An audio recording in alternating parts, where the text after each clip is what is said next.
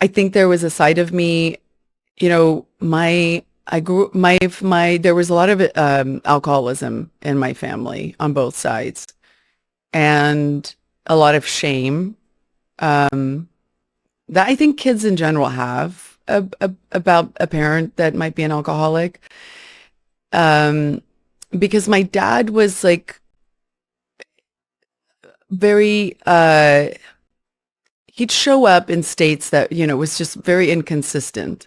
And so I think my friends or people who knew me in school would say that there was a part of me that was very uh like closed off and not necessarily sharing the truth about my who I was in my life. Like kind of I think I created somewhat of an alter ego that came from like a happy house, and like my family were good, happy people. Um and I think the other side would probably be that I never really like fit in anywhere. It wasn't that I was unpopular. It was just that I almost like weirdly wanted, there were two girls that I very vividly remember in both my lower school and my high school. One was called Charlene in lower school, and the other one was called Marlise in my high school.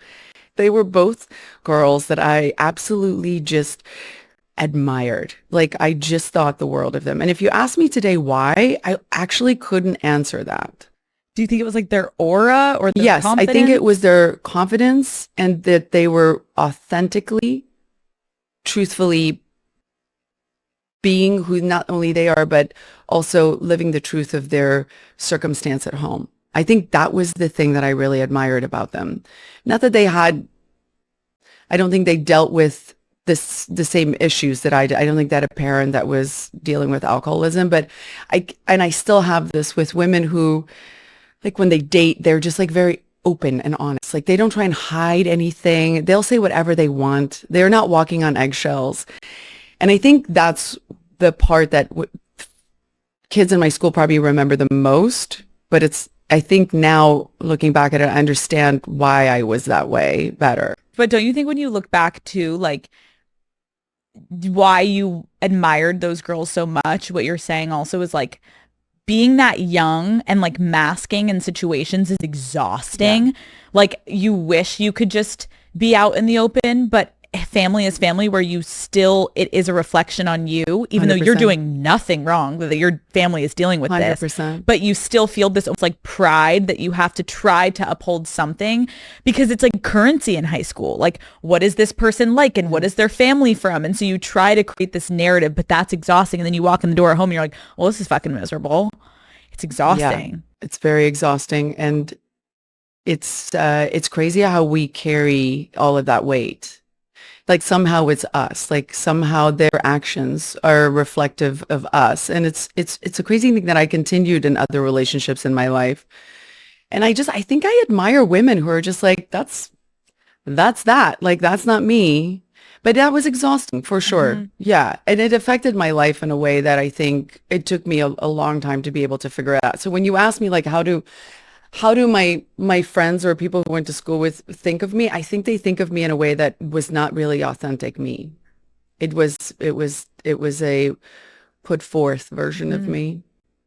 In dealing with that in high school, then I know like we don't need to get into all the details today, but you experienced such trauma at such a young age. How do you think experiencing that ended up impacting you in your later life, not just in the like, oh, she's not as authentic, but then once the trauma really hit, like how did that impact you in the next couple decades of your life?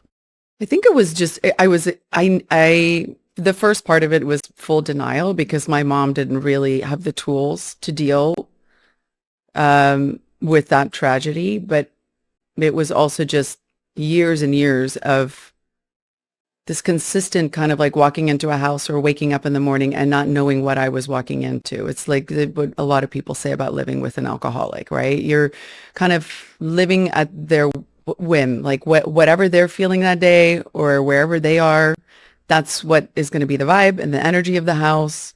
And that inconsistency, I think, was what affected me way more than just that one night. And I think what happened was that there was such a focus placed on that one night when that tragedy happened. And it was very, very unfortunate. And I wish I could say it was only a one-time occasion. This is something that happens in homes across the world more often than we want to admit. But, I think it took me like well into my late 30s to really be able to look at that and actually like shake off the weight that I felt like I carried for my father, for my mother. I felt like even when I got famous, like I couldn't quite honestly speak about it because I didn't want to hurt her feelings. I felt like people were involved that didn't ask to be in the spotlight. But then I also got older and I was like, but this is also my truth. Like this is where I come from and I don't want to have shame about it anymore. My dad was an alcoholic.